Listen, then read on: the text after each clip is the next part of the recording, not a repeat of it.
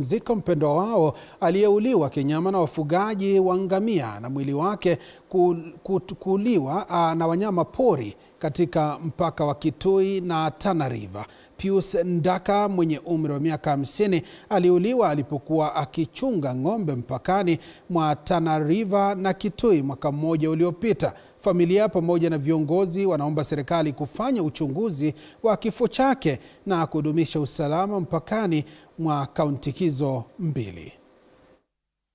Kwa mipaka yetu kumekuwa na ukosefu wa usalama, na sisi kama viongozi hatunyamaza wakati tunaona watu wetu wakiuliwa. Huyu ambaye tunazika hapa leo ni baba ya watoto, ni mume ya watu, na amepoteza maisha yake kwa njia ambayo haikuwa sawa kwa sababu ya ukosefu wa usalama. Hivyo ndo tunataka tuombe wakishirikiana na county government hizo police stations zikuwe equipped.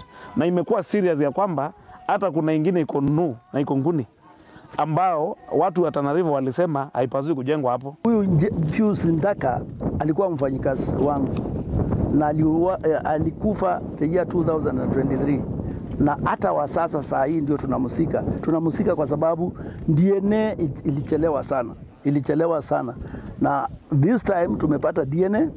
Na ile kitu mimi ningeomba serikali, wale watu waliua Pius walishikwa moja na akachiliwa.